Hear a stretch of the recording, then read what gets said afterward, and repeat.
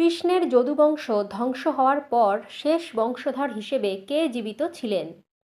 কুরুক্ষেত্র যুদ্ধের জন্য শ্রীকৃষ্ণকে দোষারোপ করে শতপুত্রহারা জননী গান্ধারী কৃষ্ণকে অভিশাপ দেন।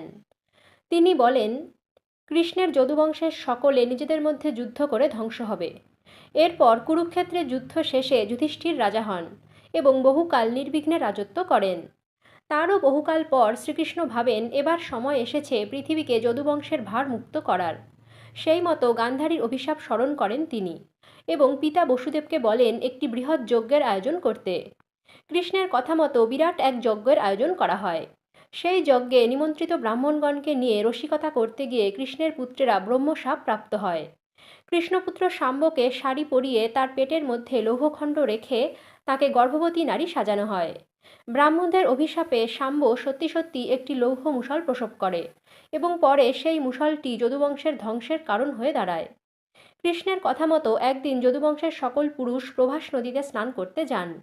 সেখানে স্নান সেরে পাড়ে বসে সকলে যখন হাসি গল্পে মেতে উঠেছেন, তখন কথায় কথায় তাদের মধ্যে তর্ক বিতর্ক এবং ক্রমে তা থেকে ভীষণ যুদ্ধ শুরু হয়ে যায়। সেই যুদ্ধে লৌহ মুষলের গুঁড়ো থেকে জন্মানো নলখাগড়া ঘাসকে অস্ত্র হিসেবে ব্যবহার করে যদুবংশের সকলে একে অপরকে হত্যা করতে থাকেন। সেই সময় কৃষ্ণ তাড়াতাড়ি তাঁর সারথি দারুককে ডেকে বলেন, আজ দৈব বশে নিজেদের মধ্যে যুদ্ধ করে যদুবংশ ধ্বংস হবে।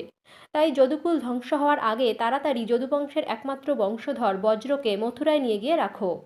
কৃষ্ণের আদেশে সারথি দারুক তখন কৃষ্ণের রথে বজ্রকে চাপিয়ে মথুরার উদ্দেশ্যে রওনা দেয়।